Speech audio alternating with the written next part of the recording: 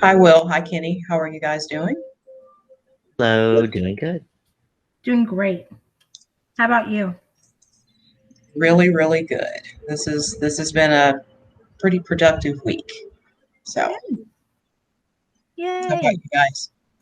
Doing the most. Doing the most. Sure. Yeah. What I'm doing. The most. Will, how are you doing? Busy, still moving into the house and stuff. So every day I get something done. So we're getting there, but just keeping busy. Well, your background looks really, really nice. Yes, Your well, that's office not my real background room, but we'll pretend it is for the day. It's looks good. inviting. Very Thank you. I inviting. did so much work organizing it for you. You're very color coordinated. Yeah, it's nice. I feel like I should do something similar. They have such nice backgrounds. I'll get there.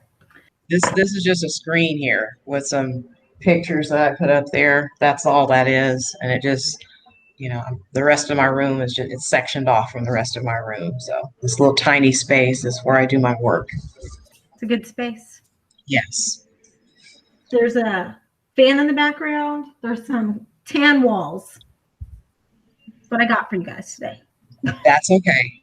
That's okay. It's what we got to do. It's the times that we live in.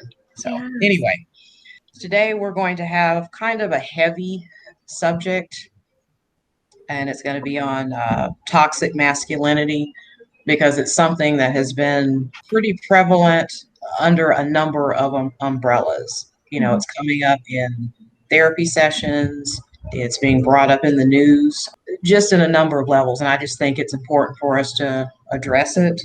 So here are some examples. This is just what you can pull off of Google. Some examples of what toxic masculinity would be.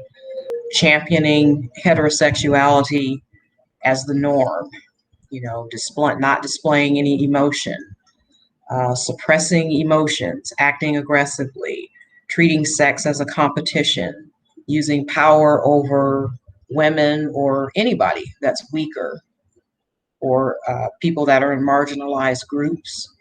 What do you guys think about this list, or would you add anything to this list here? Yes, I would add, but I want to kind of like start with the actual points that are on the list. When it comes to acting aggressively, one of that kind of really stands out to me because I think a lot of people associate like aggression with just a physical act, but it can be also a verbal aggression or like a microaggression where it's not always very blatant. A microaggression can be just as damning and hurtful as you putting your hands on another person. That's something to really be considered. The other part of toxic masculinity is that here in the United States, this is something that's taught from a very young age and then reinforced through life.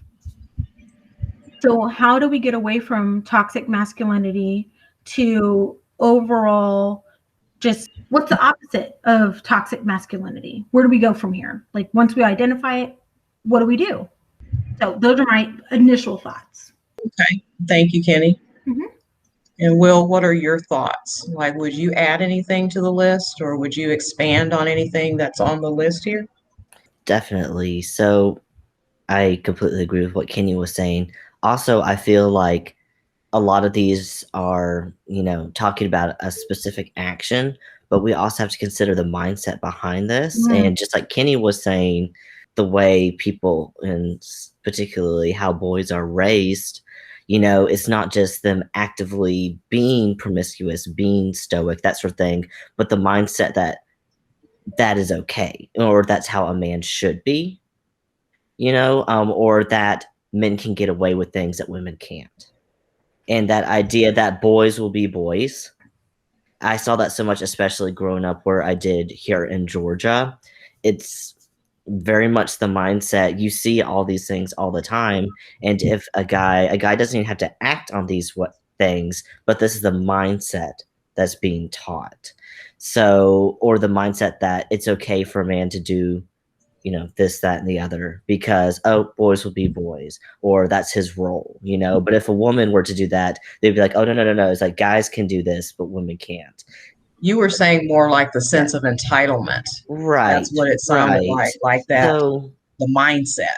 So yes, it's the that's, mindset behind it as yeah. well.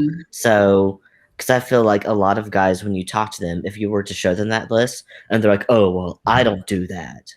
But if, you know, they wouldn't stop their buddy from doing it. You know, it's that mindset behind it is what I'm trying to get at. You know, Yeah. you don't have to be the one to actually do the action, but if you're enabling it, that's still part of the problem. Absolutely. Well, Yeah. absolutely. And you hit on something that was really important because you said if a woman was doing some of those behaviors, acting aggressive or being promiscuous, pursuing people aggressively, women would be redirected.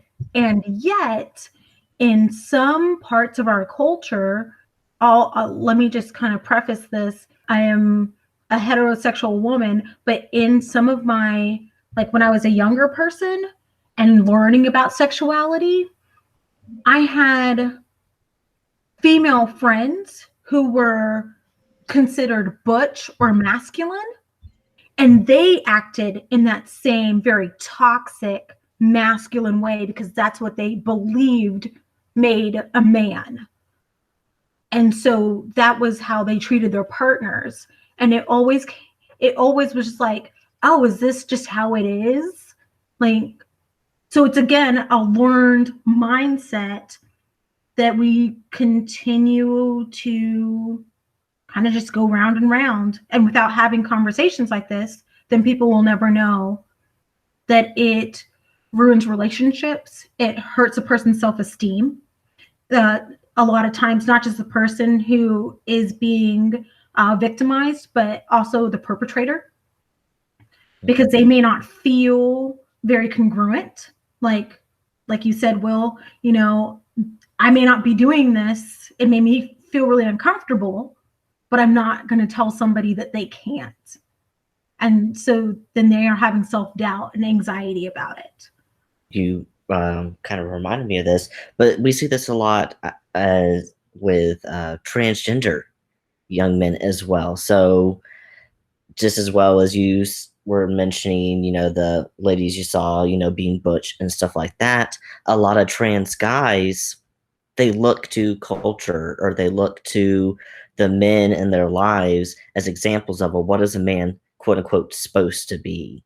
And there's been a lot of discussions about this in the trans community where there's a lot of toxic masculinity being spread around because they think I have to act like this to be a man, you know, and they think they have to fit into a specific mold and they have to be tough and they have to be like that. And if you're not tough, you're just a quote unquote sissy boy or you're a femboy. You know, you're not a real strong man unless you suppress your emotions and act this one particular way. And we're just spreading more of the toxic masculinity around. It's exactly what you said. You see these things because people think that's how they have to act. And Will, you brought up something really important about enabling that behavior when you're with a group of people. So it's not just about the person who's engaging in the toxic behavior, but not stepping up and saying things to others who are perpetuating the behavior. And so you'll see that in, you know, of course, in the military. I'm hearing about that a lot, where you just kind of have to, you know, guys just go along with it or play along with it because it's what you have to do in order to maintain your career. You know, you may see it sometimes in the law enforcement community, and you may see it in other areas, other professions where usually it's heterosexual men believe that they have to behave in a certain way. And I'm going to put the list back up here. Along with some of those groups that you listed, Erin, I would be interested to see when college students are back on a campus full time, how the nature or this group of young people who are in school right now may change how they view masculinity, because they're not in a group setting where it's continuously being perpetrated. They have to be individuals learning independently from home or in a hybrid setting. So there's not a lot of, or I assume there's not a lot of that always very much present peer pressure to act a certain way.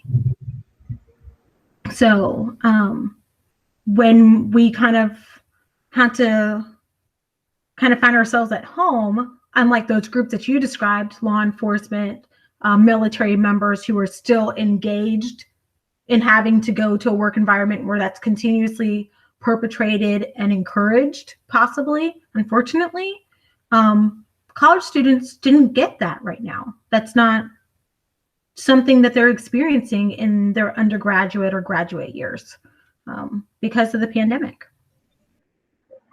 Do you think that the college campuses or the college lifestyle is just more egalitarian? What do you all think about that? Because of the nature, they're more, there's just more, it seems to be more diversity, and then the classes have more, there's more focus on diversity. Do you think that that's why you don't see as much of the toxic masculinity on the college campuses? Okay, so from my experience, be mindful that the last time I was in like an undergraduate, like on a campus program, I graduated with my undergrad in 2006. I really had to think about that one. So when living on campus, the experience that I had was there were groups of very masculine individuals where they try to throw their weight around. I avoided certain parts of campus because of that. So because I've been out of school for such a long time, I don't know if the campus life is better, worse, still about the same. I'm not sure. Yeah, and I was on campus. See, I graduated most recently 2014, so I have a couple years. I'm such a baby. You're so young, so young, so young. But yeah. So, but I was also in a different kind of department. So I was a commuter, didn't live on campus, but I also was kind of in an arts program. So the arts crowd is a little bit different than some of the other groups on campus. I feel like in our group, I didn't see a lot of the toxic masculinity as much. We had a lot of more free spirits and stuff who literally, I sound like such a millennial when I'm saying this, but everyone was just vibing. I mean, really, it was a group of people who just vibed. I mean, Kenny's over there laughing at me, but it's really true. But I also wonder, like, generationally. So my group, I was kind of the middle age for the millennials, but now we have kids in college. The generation after me, generation. Let's see, which one are we on now? Z? Is that the next one's coming up? I think so. I think it's them? It's the Z something. The Z something. I saw them called Zoomers the other day, but I was like, well, how do they feel about that? But anyway, so I would be interested to see what this current generation is like on campus, because I feel like the younger generation has, I won't say that they don't have these issues, but from my experience working with a lot of them, they're a lot more of an open-minded group. They're less bound by a lot of the traditional ideals that were raised by boomers have. So I've seen a lot less of kind of the perpetrated ideas of toxic masculinity in them. So I would be really curious to kind of see what their experience is like. Because I mean, I haven't been on campus in like 7 years. I don't really know 100% what they're doing right now. But just the groups that I've seen, this younger generation, I think is getting better. That's so refreshing to hear. I don't remember it being terrible. I mean, even when I was at school, and that was, 100 years ago. And maybe it was because of the program that I was in as well. Because, when you're going into mental health, like there are ethical concerns that have to be considered, and we have to have coursework on diversity and all of that. So it just, now that we're talking about that, it just wouldn't have occurred to me to even think about that or look to see if it existed. And when I look back on it, I don't think it was happening like in our program, because the professors were very clear about anything that existed like that. They would just tell the students up front, you're in the wrong program. If there's going to be anybody that's being judgmental or disrespectful, unethical, you are in the wrong program. And I remember I went and spoke at an event at UTSA one time. I was a guest speaker there, and Dr. Marquita Evans had invited me to speak there. And she was at one time the president of the APA. And she's always been one of my mentors. She was one of my professors at UTSA. And she invited me to speak in one of her classes. And we were talking about some of this, ethics and, being judgmental and having diversity going into the profession. And she just blurted out to the class and just said, look, I'm just going to say this to you, all of you up front. If there are any of these types of behaviors, thoughts, feelings that are surrounding, you're being judgmental of others, you're being disrespectful of others, and you're not being authentic with people and genuine, you need to get out of the profession right now. You need to get out of this class right now. And you could hear a pin drop in the room. And that was so refreshing for me to hear that from her. She was taking a stand, somebody that was the president of the APA, like getting in front of that classroom at UTSA and saying that. And it was like she was backing our play. So whatever I was going to say about ethics and, being respectful towards others, I knew she had my back. That is a really great example of education to battle what people learn in their households before they get to the college or into the workforce. And I'm grateful that you had that experience. I didn't experience outright disrespect in a classroom setting. The experiences that I had were outside of the classroom, where people were trying to establish their own autonomy and their purpose and who they were. And with that came some experiences that when I look back at them, I'm just like, dude, that was pretty awful. I wonder how you are as a man instead of, like an 18 to 20-year-old idiot. Because your brain's still developing and you're still trying to figure out, like, if I talk to this human like this and I'm pushy and I'm judgy, like, am I going to get what I want? No, you're not a toddler. Like, stop. Don't throw stuff at me. Like, don't grunt. You're not going to get it. Use your words. But they, at that time, it's not that I want to excuse it, because I know that I didn't like how I felt. But there was a part of me that excused it. So we're talking about masculinity, and we talk about how it's falling, into this group of men who are responsible for re-educating men, but it also falls in onto women. of like re-educating women how to deal with masculinity that can be toxic, and raising families, children, peers, holding people accountable. No, you can't talk to me like that, because it's problematic.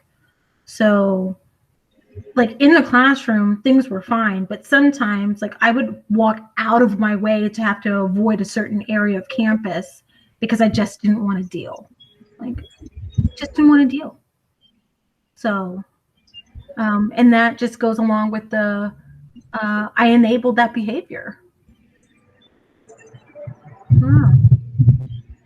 And I mean, I really think that we need to move away from the term masculinity and femininity. I think it's ridiculous. And then going back to, what Dr. Evans was talking about, it was just across the board. You're not judgmental of anyone. You're not disrespectful to anyone. She didn't assign any gender to it. She just said you're in the wrong profession if that's how you're going to behave. So I agree with that. When I look back on that, I said, you know what? She had a point, and this was a few years ago. Like why are we even saying masculinity? I mean, we call it toxic masculinity because that's what it is. But there really shouldn't be any of that, masculinity or femininity. People are just who they are. And anyone can have those behaviors. It doesn't matter your gender. Anyone can act aggressively towards another person and have microaggressions, and they don't need to do that no matter what gender you are. It's so true, Will. Which before I think we started recording, we were trying to find the word. I mean, really what it boils down to is privilege. And privilege is rooted in the belief, or not, like sometimes it's a belief system, and then sometimes it's like you don't even recognize that you have the privilege because the culture is so built on, where you come from, and then they're marginalized or minority peoples, whether it's skin color, race, sex, gender, religion, that is the other, on the outliers. So when you have privilege, you make other people feel like other people. So when Erin put the list up, I said, like the first thing was the aggression, but the second thing is, now what? Like, yeah, we have these list of traits, but what do I do? Who do I talk to? How do I educate and hold people accountable? I don't know if you guys remember, there was a documentary that came out in 2015, The Mask You Live In. Were you guys able to watch that? I did have an opportunity to watch it. And, one of the things that really stood out to me is that that man up phrase that is so heard like across the board. Just man up. Stop crying. Put some dirt on it. Like, nah, dude, a tear is okay. It's how our body lubricates our eyeballs. It's how we get rid of stress. It's the reason why men have such high levels of heart disease and don't go to the doctor, because they're internalizing everything because they were told to man up. And it does a lot of damage. Because when you want to feel an emotion, then you feel like an other when you're feeling that emotion because you were told that you're not supposed to. So, yeah. Yeah, it was one of the best documentaries that I saw, addressing this very issue, about how we as a society are not educating boys in particular, like how to, own their, their emotionality, and be able to be vulnerable, to own that. It's okay to be that. It's okay to cry. And when they're not able to do that, when we don't tell them that it's okay to be that, then they're disrespectful in relationships. They're violent towards others that are different from them.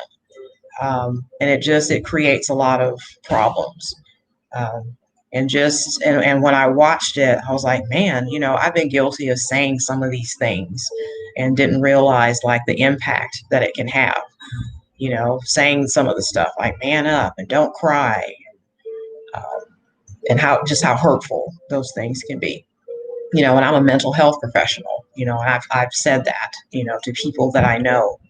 And again, we're associating it with masculinity, and we shouldn't be doing that. Why should a tear be masculine or feminine? Why should being respectful to somebody be masculine or feminine? That's ridiculous. There's a book that a couple of my clients have told me about, and it's called The Will to Change: Men, Masculinity, and Love. And it's by Bell Books.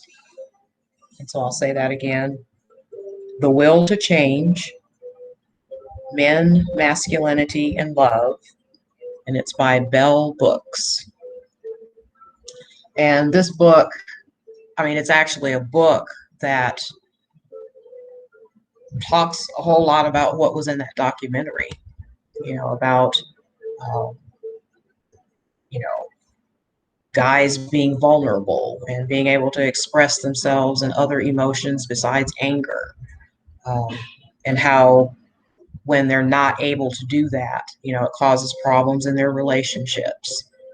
And, when they're not speaking out, and like what Will was saying earlier about, you're enabling other people, you're enabling negative behavior when you're with a group, if you're not stepping up and saying something, to others. So this is a book that I've already put on my list to read. That's my next read. And something that you were just saying, Erin, made me think of this, is that, Kenny earlier mentioned, well, what's the next step? We can look at the list, but what's the next thing we can do? And besides, trying to help others, again, because this has nothing to do with gender, I think everyone needs to look internally too and keep themselves accountable. And then, unfortunately, just like what Erin was saying, especially when we have guys who've been raised don't show emotions and stuff, you have a whole generation or more of people who are emotionally stunted. I know, and then you don't know how to handle your emotions, and that's not an excuse. You can always learn, but I know there's so many people you talk to them, and the guy's like, well, I don't know how to explain that, or I don't know how to deal with what I'm feeling or how to put it into words, because they've literally been taught and were raised, don't show your emotions, and then they're like, well, I don't know what to do with them now, or I don't know how to do this. So it's going to be a lot of learning. And I know this is just coming from the voice of experience too, just when you're not really taught how to manage your emotions, it's hard. It's harder on you to learn. So I feel like that first step is going to be people all looking at themselves and saying, do I have these behaviors, and what can I do to change that in myself? Because you can't help others until you're helping yourself as well. I agree with that 100%. Well, you have to have the self-reflection. That's a part of emotional intelligence.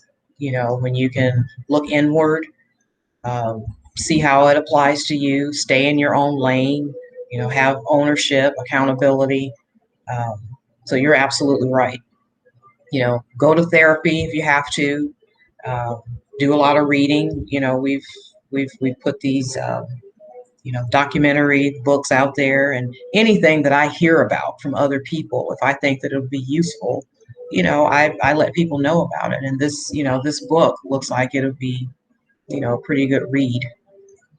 And then having conversations like this, being very public about it, I think that's helpful for people too, you know, especially if people are in organizations where it's perpetuated. They may not feel very comfortable saying anything publicly, you know, but they would, you know, come and say something to a therapist or start having, you know, more open conversations with friends or family members. What do you all think about that?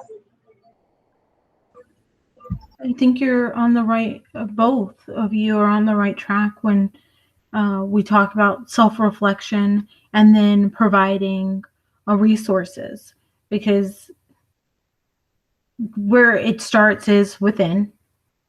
And then not necessarily having the courage or the bravery, but finding a trusted person we can start to have the conversation and then kind of branch out from there. It is not an easy thing to have to look at yourself in the mirror and say, you know, the things that I've said and done have been harmful to myself and others. And so for our viewers and our listeners, it's just having that first thought, like something needs to change, is a step in the right direction. And then starting the change, starting the conversation in spite of the discomfort that you may experience. And you'll come up against a lot of discomfort, especially when you're trying to change your community. So, and then for those people who are mentoring or educating others, you know, we see it and I think it's great, wonderful. And I'm so grateful that I get to be alive where girls are introduced to STEM compared to, and it sounds so silly, like I don't remember which book I was trying to scroll through my library feed and see what I read recently, but some where I read or listened to an author talk about how she was told she wasn't good at math. And really, oh, I know. Griffin, the woman who is on Seth Meyers' show. Oh, Amber Ruffin. I couldn't remember it. Amber Ruffin and Lacey Lamar, they're sisters. They were talking about how one of them was told by a teacher that they weren't good at math. What a slight, like at the time, you know, that's a microaggression where a male teacher is telling you you're not good at something, so you buy in, so that he can always feel superior to you. I get to be alive in a time where girls and women are more in STEM programs than any other time in the United States. I would like to see men in more programs that are associated with women work, such as education, child rearing. I'm not talking about being a doctor. I'm talking about rearing children. Because when we start to take those gender roles down and apply them to everybody, the better our society is going to be. I don't know. What are y'all's thoughts about it? I agree with that. Like things need to be more egalitarian. Yeah, and just take the gender roles away from it because it's really irrelevant. You know, it's based on what each person brings to the table. You know, you're not bringing, you know, whatever your sexuality or your gender is, that's not what you're bringing to the table to make something successful. You're bringing other things to the table. 100%, yeah. And I feel like that makes a more well-rounded society because you're playing to a person's strengths, not a box you're trying to put them in. You know, because I've always thought it was weird, like, you know, the stereotype that nurses are all women and stuff like that. Some of the best nurses I had were guys. And I know a lot of guys who are amazing at raising kids and a lot of women who are like, I don't get kids, you know? And so I was like, your gender has absolutely nothing to do with what your strengths and weaknesses are. It's all about you as an individual. And having the support of your community to where you're not an outlier, like where people are no longer saying, oh, that's so unique. I don't want to be unique. Like, I just want to be. I just want to contribute. You don't want to be the token person. You know? There, that is the word. Yes. Yeah. You hit the nail on the head with that, Will. Yeah. Just pursue your joy and your happiness. Well, are there any final thoughts that either of you have with this very important and heavy conversation that we've had today? No, I've got nothing. I'm appreciative that we got to have this discussion. I'll add something kind of lighthearted in here at the end. If you want to see some non-toxic masculinity, if you like Facebook, there are some amazing Facebook groups. Like there's one that's called like I came for the cute cats and stayed for the hot cat dads. It's absolutely hilarious and adorable, but it's all like these super like tough guys and like a little kitten and stuff. And there's like, this is my baby, like, and it's so cute. So there's some cute Facebook groups out there if you want to see some nice non-toxic masculinity. So I think that's an awesome idea. That's an awesome idea. I like it. Love it. Well, thanks again, Erin, for this topic. Yeah, for sure. And Kenny, thank you and Will for participating in this. I think it's a pretty important topic. It's heavy, but it's something that we, as professionals, we need to put out there for the public. Absolutely. This podcast is produced by Erin Alexander, hosted by Kenny Pullitt and Erin Alexander, and mixed and edited by William Lynch.